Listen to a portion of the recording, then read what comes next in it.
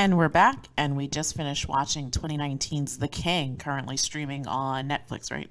Yep. Directed by David Michôd, with writing credits to David Michôd and Joel Edgerton, who's also a character in the story.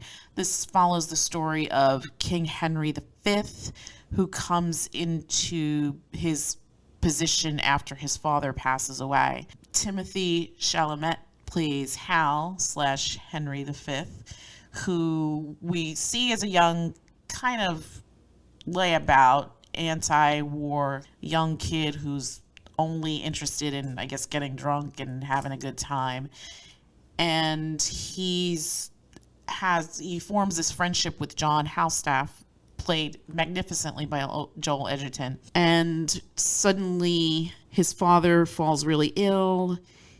Even though he's the oldest, it looks like the crown is going to go to his younger brother, who, what did the dad say? He's soft, but he's eager. He's eager, yeah.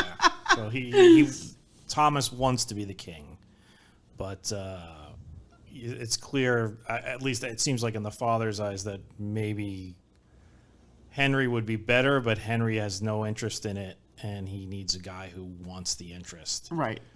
And they definitely have a very volatile relationship. He seems to hate his father. Yeah. His father is practically a stranger in the way that he reacts when his father dies. Yeah. It's sort of like he just sits there and that's it. It's just like, all right, I'm king now. Yeah. No, I feel like he felt, well, I mean, it's from 2019. Are we giving spoilers? I feel like. Yeah, I don't know how. There's no real spoilers for this because it's a historical. I mean, I don't know how steeped in history it is. I mean, I don't know if how Falstaff really existed. Yeah, but I'm sure there are some facts thrown in there, but basically, Henry V becomes the king. Yeah, and leads this epic battle against us French. Unites England and France, and defeats the French, and hurrah! And then at the end realizes that there was trouble afoot within his own court. Yeah, well, you got to expect that. You could see that when, the reason why he becomes the king is because his brother is a dumbass and gets himself killed when he didn't really need to, because Henry did pretty much all the heavy lifting and could have and squashed the conflict, but he's like, no, it's my battlefield. Yeah, you've stolen my thunder. You've stolen my thunder, and I want to be. He was like a baby with a spanked ass. Yeah, he had like a baby face too. Yeah, like big cheeks. But yeah, so then Thomas just bones it up and gets himself killed. Henry is now the only heir, and it's funny because his dad is basically like, "You've got to take this job." Well, everybody's like, "You got to take this job." The thing that's funny is they first come to him and they're like, "Yeah, your father's dying. You better go see him." And he goes to see his dad, and his dad basically is like, "Yeah, I just brought you here because I wanted to just tell you in front of everybody you're not going to be king. So fuck off." Yeah, and he's like, "Good, I didn't want this." Yeah, he's like fantastic. F wonderful. you back. Yeah, but while he's there, he hears about the battle that his younger brother is so eager to participate in. And then later on, when they come back to him and they're like, "Yeah, your father's dying and he really needs to see you," and he's like, "That hook has no worm on it anymore."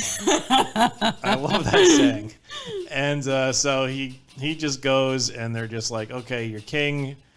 And he's like, "All right, I'm the king, and you're going to do things my way. I am not my father. My father was a douchebag who divided this kingdom. Everybody knows he was a douchebag, and he divided the kingdom. It's my primary concern to reunite the kingdom." It's interesting. I don't know if did you ever see My Own Private Idaho? No.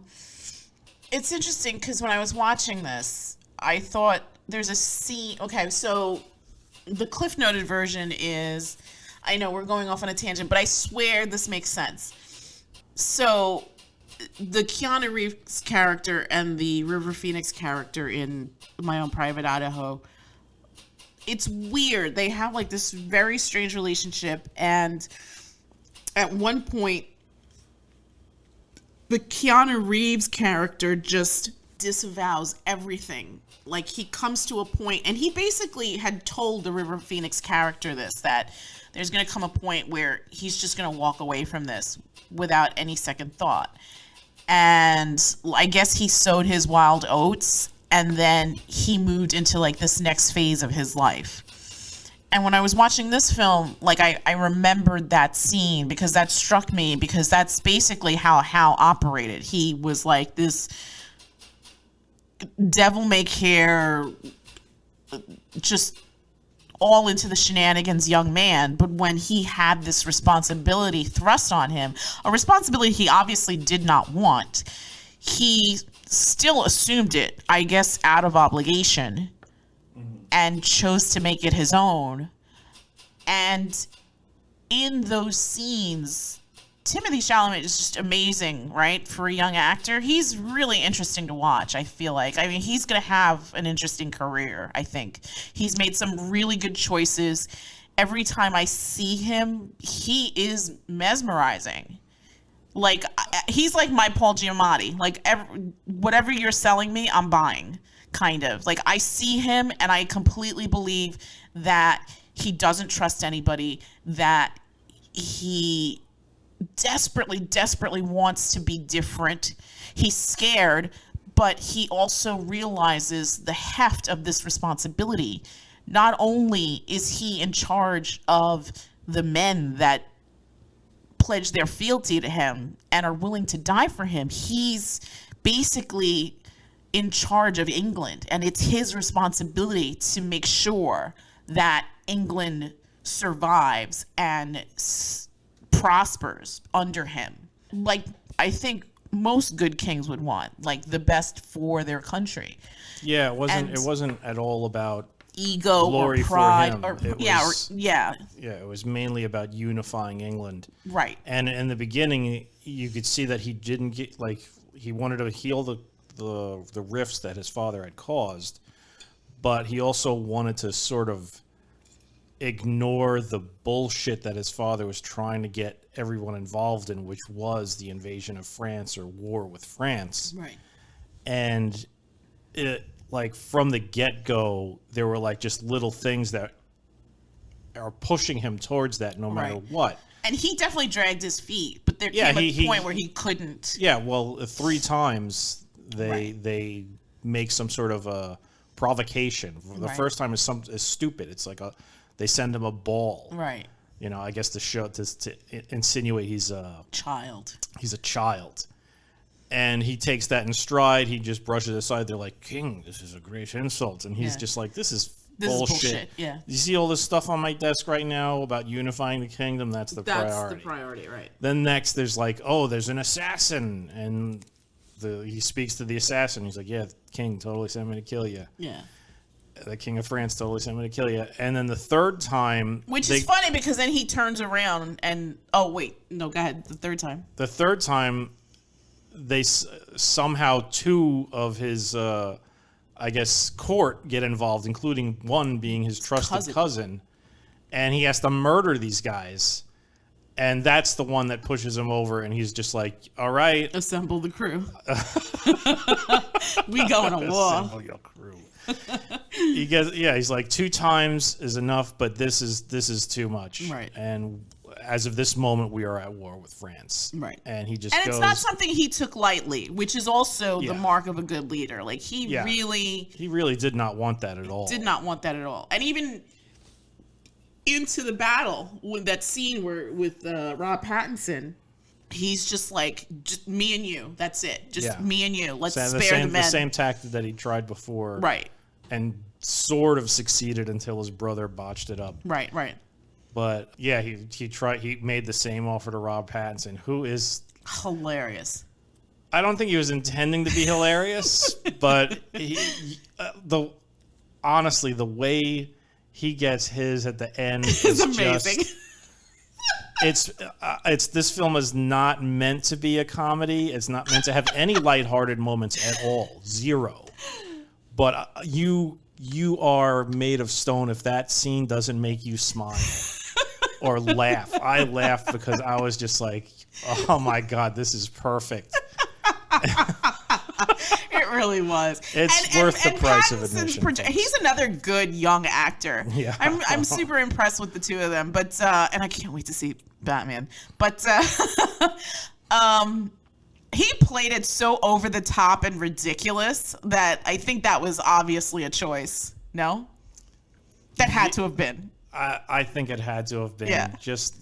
Well, I mean, he's playing like a French aristocrat in, what was it, the 15th century or something like that? I don't know when. So he's speaking. 15th century, yeah. He was king from 1413 to 1422. This man gets a prize. There you Nice. go. Look at the big brain on me. But yeah, and he's speaking. He's like a French guy trying to speak English, and he's just like, "Oh, I love English. It's so ugly." He really was a bastard. Like from the get-go, he goes to like King Henry's camp where they invaded, and he's just like, "Oh, the screams of the women and children will soothe me to sleep." He is just such a dick from the very beginning, and like Henry Chalamet, he plays this like he's very sullen throughout everything. Even when he was like carousing with his friends, I didn't see any of them like laughing and slamming down drinks or anything. He was very sullen and quiet about everything. Very serious kid. I mean, there was a point in the very, very beginning, like, remember that scene where Joel Edgerton's character is kind of like shirtless and doing his dance, and like Timothée Chalamet is wearing some weird, ridiculous thing on his head, and he's just laughing like joyously. Oh, yeah. Like you could tell that this was a good part in his life. And I think this is why he felt. I was gonna say in reference to something that you had said before about the relationship between him and the Ben Mendelsohn character who plays the dad, that I felt like more emotion from him when he realized that John had died. Oh my God, he almost cried. And I was like, stiff upper lip. English, England. But yeah, that almost brought him to tears. Tears, yeah. And you could tell that he genuinely loved John and valued John's advice. And that was a thing. Remember, like at the end too, when he's talking to the Lily Rose Depp character, and he's like, I'm not going to ask anything of you other than you always speak to me in truth. Yeah. I think that's the thing he wanted the most. He wanted a valuable, honest ally in this endeavor of being the king, and he had that in Joel Edgerton. Yeah, because when he recruits him, he basically says, "I don't know who I can trust, but I know that I can trust you, and that's why I want you to come with me." Yeah, because everybody else, even the people that were on his side, were kind of nefarious. You just never know. Yeah, you just didn't know. Even like the Sean Harris character. Yeah, well, I mean, look at Sean Harris. He looks like a fucking weasel. Yeah, he does. He's so great, though, in everything. If he was an animal, he'd be like a ferret. I'm thinking more weasel, like something. Like ferrets are cute and like what you can sort of trust them, I guess. I don't know. Yeah. A weasel is just a ferret with a bad name. Yes. And even like the sister, the young girl from Jojo Rabbit. She wasn't in there. That's where I saw her from. I'm like, where did I see this girl from? Yeah. Like even she in the beginning tells him like, you can't trust anybody. These guys have their own kingdoms behind their eyes. Yeah. So yeah, it's really interesting. I guess if you like history, this will definitely pique your interest. If you haven't seen it, definitely check it out. I think the fighting sequences were really, really well done. It's beautifully shot. Beautifully shot. The battle scenes are pretty good. Yeah, everything about the set and costuming on this are top notch. Yeah, I mean that looked like it was straight out of the 1400s. Oh, there was definitely some money involved in this. Yeah, everything looked great. Yes, everything looked great. The story was great. The acting. It moved along fairly quickly. I mean, it's not a short film. It's 2 hours and 20 minutes. I think 2 hours and 20 minutes, yeah. 2 hours and 20 minutes. That's not a short movie. Yeah, it doesn't feel like it though. Yeah, it moves along pretty quickly, and it ends where it should. Just him finishing the job It's good. I enjoyed it. Yeah, I enjoyed it a lot too. Really, just a lot of actors in this. A ton, it felt like. Oh, big cast, yeah. Big, huge cast. No one's wasted. No one was filler. There wasn't any kind of extra in the film. Like I said, even though it's long, it moved fairly quickly. It hit all the points. You really... It wasn't gratuitous either. Yeah. Even on the battlefields, the battle scenes, it wasn't like going for shock and gore. And even with the beheadings too. Yeah, there was one beheading where you saw it, and it was quick. The executioner was a pro. Yes, very much so. Yeah. Very much so. Yeah, and you really got a sense of how, what's that phrase? Heavy is the head of the one that wears the crown. Like that definitely fit him, Hal's character. Yeah. He definitely didn't know who to trust. He wanted to be a good king, not for his own pride or ego, but for the greater good, which was England. And that speech that he gives before the battle was pretty good. And you could see the other guys there were like shaking their heads like, yeah, this boy's coming to his own. Yeah. Like even John's like, that's my dude. Well, the guys that he was in the crowd there with giving the speech, those are the front line guys. They were all going to die. Yeah. John knew that he was going to die. Yeah. And yeah, they pretty much all died. Yeah. That was sad. Yeah, I would have liked to have seen John live, but Me too. That's Hollywood. Yeah. This isn't a Hollywood sort of thing. Yeah. I guess I didn't really do too much of a deep dive, but I'm assuming a lot of this is based in historical fact. But yeah, it's always nice to see these films where they really do some nice world building and the relationships are there and you see it and you can feel it. You feel that love between John and Hal. Yeah. And that's, yeah, they had like this lovely journey together. Unfortunately, it was cut short, but John understood his place in this story and was willing to die for his king. Yeah. And Hal, too, understood his place in this story and how he kind of had to let go of the things in the past and move into this next phase, which is something he says to John. Remember when he's trying to bring him into the fold and do what's right for England, which is ultimately the most important, I guess, protagonist of this film. Yeah, yeah. So what do you give it? I'd give it an 8. I was thinking the same thing. Yeah, I mean, just it's good, solid script. Nothing crazy, just straight story from start to finish. No one's wasted. Pretty good for such a huge ensemble cast. There were some bits where I really felt like that guy was going to do him in, but it turns out it's the Sean Harris character at the end that he kind of has to... Yeah, I mean, there's always this...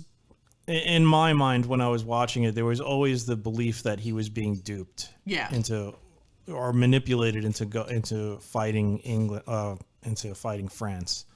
Sure. And there are parts where you're like, oh no, it's not happening, and then he was pretty much duped. Yeah, really good. Again, the cinematography is beautiful. The set pieces, the costuming is fantastic. I really felt lots of funny hats. Lots of funny hats. Oh my God, I had a good laugh about that. Just, it felt like you were in that time in the 1400s in England. Nobody's super squeaky clean. I always appreciate movies that are like that. If you're going to be historically accurate, then do it right. And I mean, there's a lot of like filthiness here, especially in that battle scene.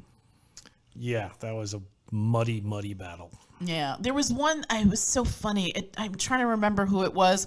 Someone at some point touched somebody's face, and like you could see the dirt in their fingernail. Yeah. And I think there was a scene where Timothée Chalamet's character is like on the bed and his feet are filthy. And I was like, that makes sense. And then I think the next scene, he's like walking to be barefoot to be king. And I was like, that makes sense that his feet are dirty because I'm sure they didn't have quality footwear back then. No. And they're all traveling in like filth and mud and pig shit all over the place. It's amazing everybody didn't have some level of gangrene. Oh God, I was just thinking the same thing. Like, I'm surprised that we've survived as a species, especially when you think about life in those times. Yeah. I mean, a paper cut could have killed you. Pretty much. Legit. Like, a paper cut could have killed you. All right, so anything else you want to add? No. I think that's about it. Nothing to do with this film. I must be on a Joel Edgerton kick. He is absolutely fantastic to watch. I just watched him in Midnight Special, also another movie I would recommend. But I started Barry Jenkins' The Underground Railroad, which is devastating, but an absolute must watch. I highly, highly recommend it, but absolutely don't binge it. You must pace yourself. There is some really, really gut-wrenching scenes in it, but it's a story that needs to be told, that must be told. And Barry Jenkins, as always, is such a master storyteller. So do yourself a favor. Check out Netflix's The King from 2019, and then go on over to Prime and check out The Underground Railroad. That's it from us, and we will be back with another review soon. Good night. Good night.